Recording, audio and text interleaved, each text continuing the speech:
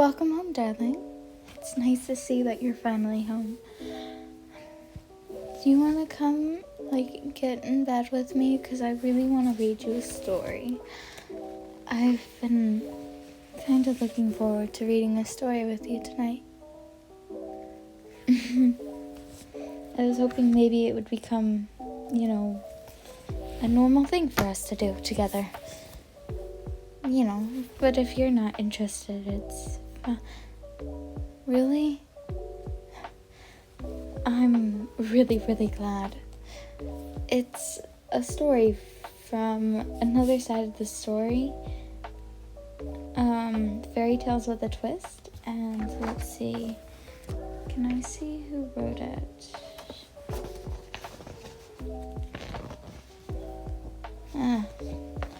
But I guess I'd read you the Story of Rapunzel because I thought that would, I don't know. She's definitely more so one of my favorites.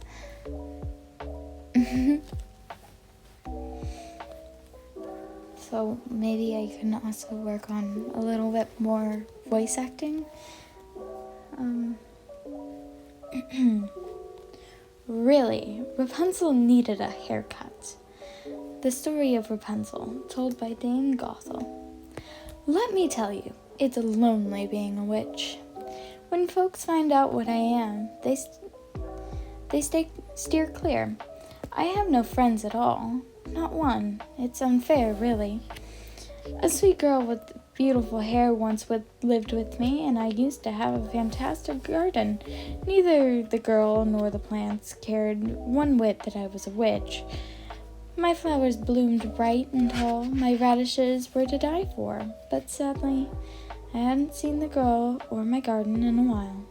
It all started when a neighbor tried to steal my radishes. Here's how it went. My wife is gonna have a baby, my neighbor stammered, and she craves your radishes. She swears if she doesn't get them, she'll just die.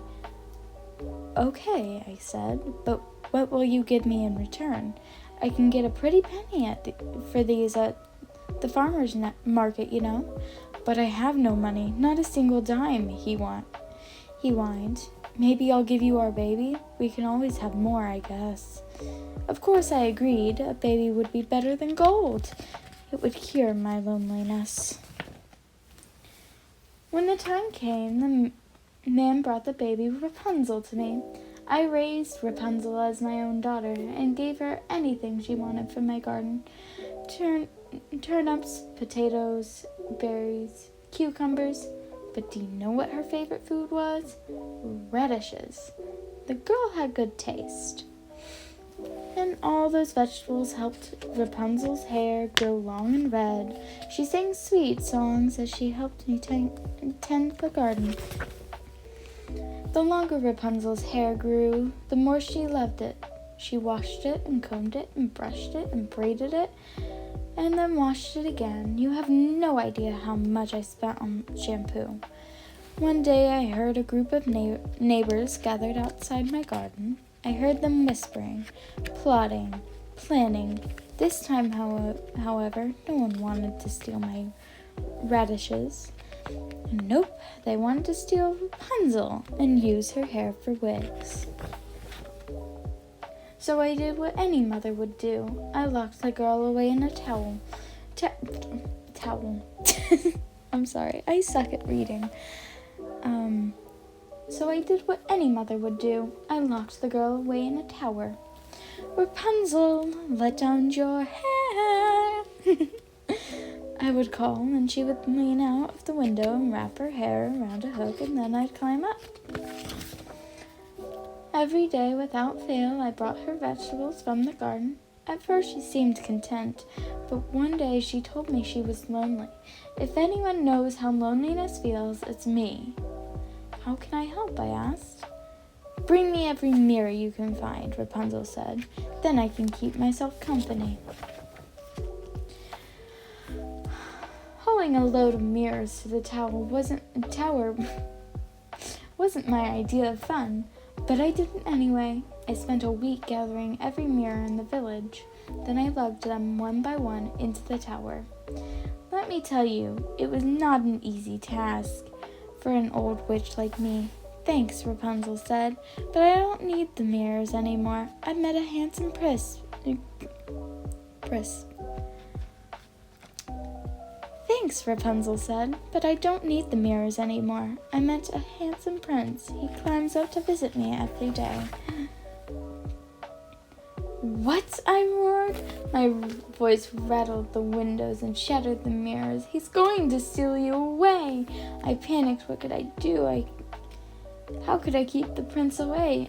In a blink, I grabbed Rapunzel's hair and chopped it off, clumps of it.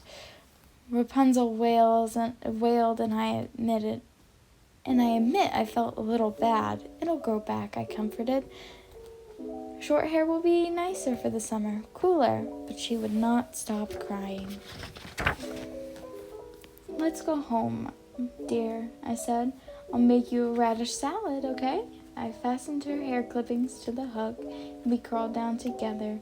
While Rapunzel chomped her salad, I returned to the tower and waited. Rapunzel, let down your hair, the prince called. I lowered Rapunzel's hair, and the prince climbed up. When the prince saw me, his eyes widened, and I gave him my most evil cackle. I'd only meant to scare him a little, but he leaped up the window and landed on some thorny bushes below. The poor boy staggered about, clenching his eyes.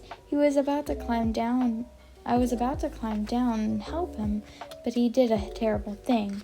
He reached for Rapunzel's hair and yanked it from the hook. Then he ran away. Since then, I've been trapped in this tower. I try to sing sweetly in hopes of rescue, but my voice is sour. I try to grow my hair long, but my split ends keep breaking off. Drat those mirrors for bringing me bad luck. A little bird told me that Rapunzel and her prince got married. I'm sorry I missed the wedding. It sounded lovely. Do you know what the bride carried? A bouquet of radish roses. You want me to read another one? I would love to, actually. Maybe I could read a couple out of this book, since there's about 5 other stories in this book. Maybe I'll read another one or another 2. But I want to ask you real quick.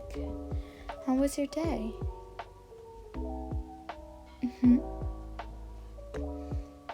Yeah, I understand that.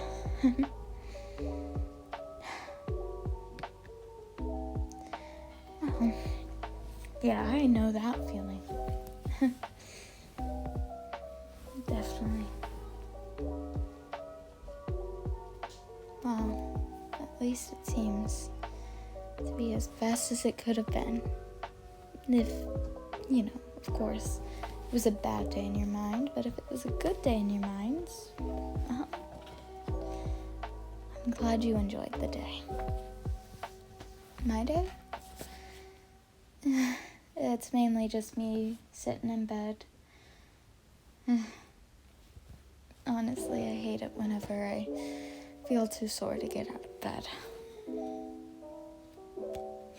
Yes, it's that time, darling. Princess, you're funny. No, it was fine. Allow me to read you another one. Would you like Snow White or Beauty and the Beast?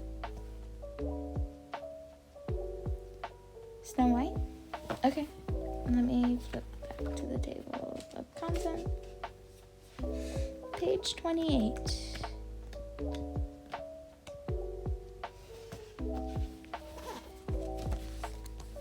Seriously, Snow White was so forgetful.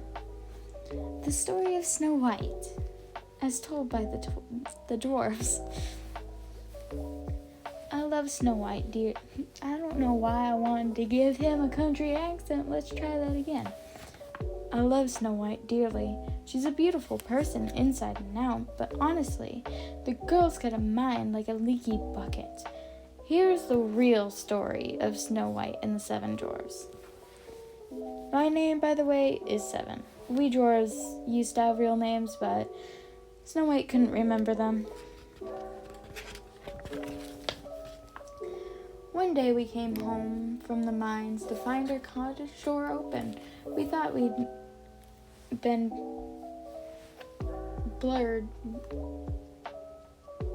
burgled? What? I don't know what that word is.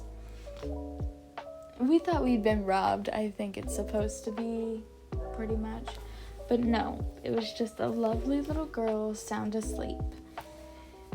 In the morning, she had quite a story to tell. "Hello," she said. "I'm Snow White. The queen sent me into the woods, and a hunter was supposed to kill me. But he was nice and let me go. And I wandered a long time in the woods. I guess I'm very pretty. That's why the queen doesn't like me. I'm Snow White. Would it be all right if I lived with you? I love playing house and keeping house. And keeping houses for real wouldn't be all that different, would it? Did I tell you my name was Snow White?" Wow, did she have energy. I should have talked that faster, but very confusing. Life with Snow White was interesting. She'd forget to turn on the stove. She'd forget to turn it off. She'd make banana cream pie and forget the bananas. She knit scarves that were 10 feet long just because she forgot to stop. On the bright side, though, she laughed at all our jokes and she never complained about anything. 1 second. Need to fix this. Alright. Years passed and Snow White grew up, but she didn't really change. She remained her smart charm. Okay, let's restart that page. Years passed. Snow White grew up, but she didn't really change. She remained her sweet, charming, forgetful self. Then one day, Five heard a rumor. "The queen knows Snow White is alive," he told us. "The magic mirror spilled the beans." We gave Snow White orders to stay inside the cottage, but she was not to open the door to anyone. We knew the evil queen would try to hurt her. But Snow White quickly forgot. Twice we came home to find her lying on the floor. It was clearly the work of the queen. First time, Snow White couldn't breathe. She was wearing a brand new corset that was laced too tightly. The second time, she had a poison comb in her hair. All the queen had to do was dress up as an old woman and offer something pretty for sale. Any thoughts of being careful went right out of Snow White's head. We posted reminders. We even wrote, "Do not open the door," in the syrup on her pancakes. But once again, we came home to find Snow White on the floor. This time we couldn't help her. There was no corset to loosen or comb to remove. We thought she was dead, killed by a magical spell, and yet days passed and she remained as lovely as ever. "It's like she's forgotten to wake up," Five whispered. We couldn't make ourselves bury her, so we placed Snow White in a glass coffin and brought her to a spot on the mountainside. We took turns guarding her. Thank goodness that's not the end of the story. One day I heard voices in the woods. "No, Your Majesty, it's not time for lunch. We ate our lunch an hour ago. Don't you remember?" Oh, right, silly me. Suddenly I was face to face with the prince. He barely noticed me. He couldn't take his eyes off Snow White. "What happened to her?" he asked. "What's her name?" I told him the story. "She's the most beautiful girl I've ever seen." "Seen," he breathed. Those lips, those eyes. "What did you say her name was? Could I take her with me? Now that I've seen her, I don't think I could live without her. What silky hair she has. Tell me again, what's her name? I smiled, and the prince reminded me of a certain someone. So we were bringing Snow White back to the cottage.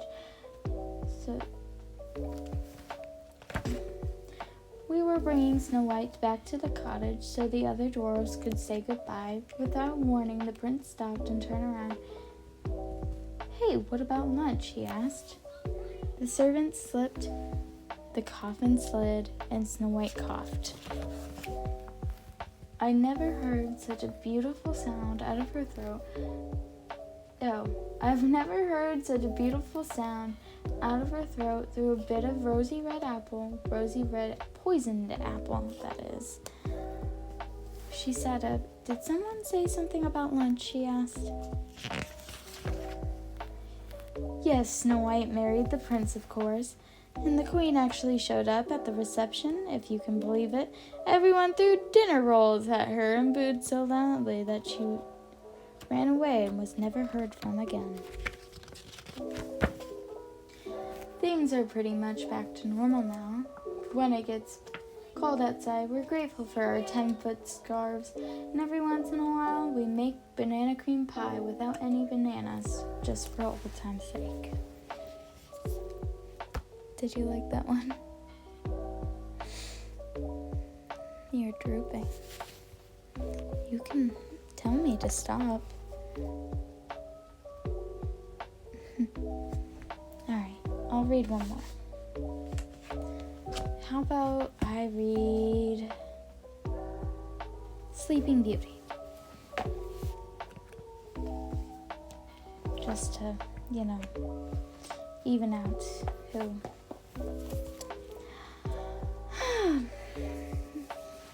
Truly, we both love beauty dearly. The story of Sleeping Beauty is told by the good and bad fairies. People around me call me the Bad Fairy, or BF. My real name is Edna. I'm the one who cast that spell on Sleeping Beauty. That's not the whole story, though. The story begins before Beauty was born, when BF used to mean something different. I'm Edna's younger sister, the so-called Good Fairy, otherwise known as Stella. You can't count on my sister for the whole story. I'm the one who knows it all. Pish posh, Stella. I'm more than 500 years old. I'm the one who knows it all.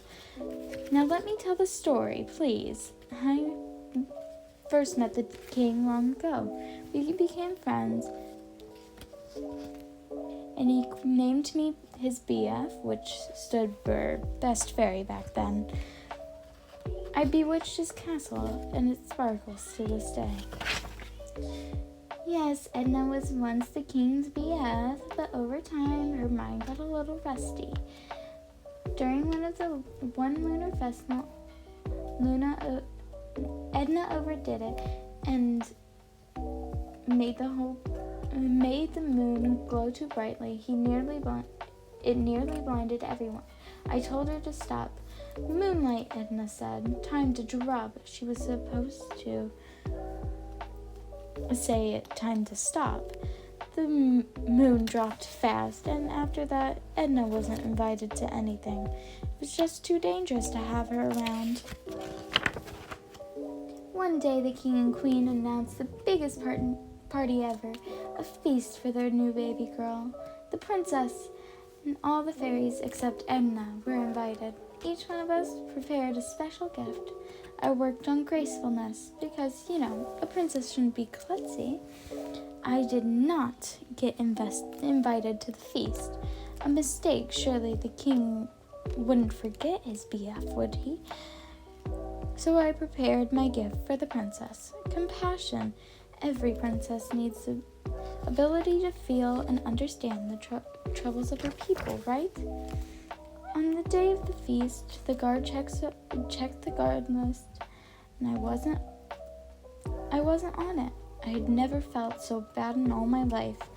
I loved the princess dearly, and I was going to give her my gift with or without an invite. So So I fired up my wings and flew in through a window. Stella was just about to give her gift of gracefulness. On the princess's 16th birthday, I shouted, she will prick her finger on a magic spinning wheel. The wound will stand for the suffering of her people, and it will remind the princess to be kind. Edna's spell began well enough, but then she said, don't worry, dear princess. When you die, your tears will comfort lives. She was supposed to say when you cry. I don't have Edna's ancient powers, but I did my best to fix the mess. My new gift to the princess was she wouldn't die on her 16th birthday. Instead, she would prick her finger and fall asleep for 100 years. When I mixed up the spell, the king banned me from the castle.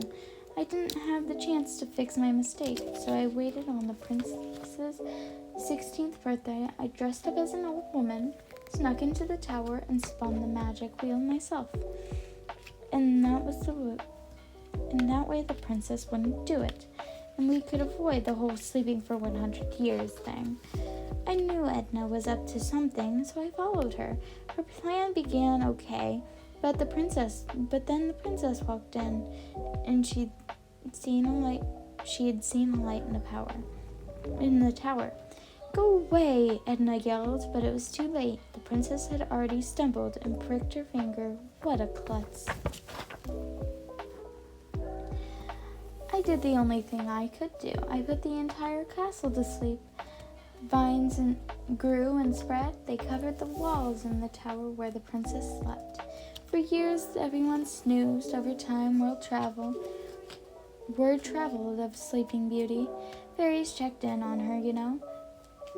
Many princes tried to climb the tower, none with any luck. I felt dreadful and stayed far, far away. I didn't want to make things any worse, but how much worse could they get? Finally, I decided I had to do something. I had to make things right.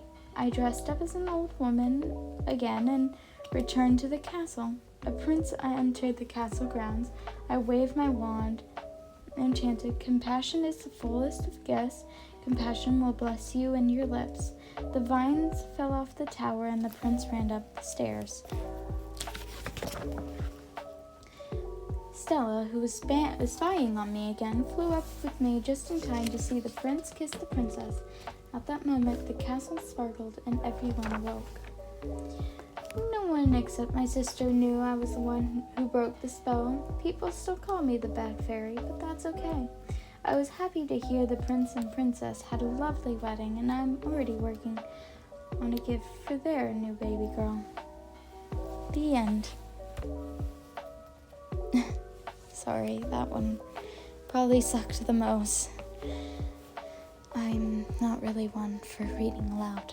You know, I know Roman, is known for his plays and productions and stuff, but not really me. That's more so Rima's thing. Yeah, truly. Believe it or not. And,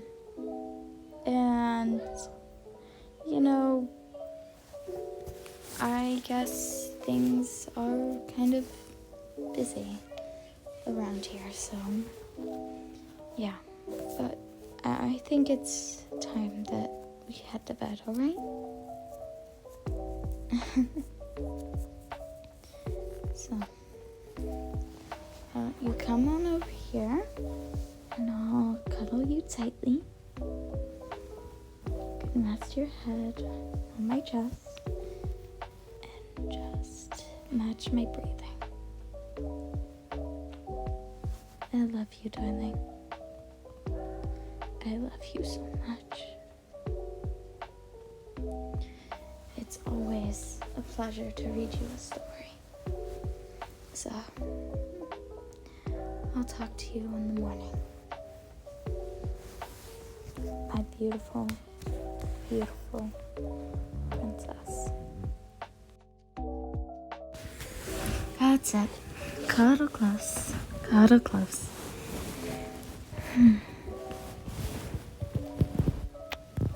I love you so so much. And as I said, I'll talk to you in the morning.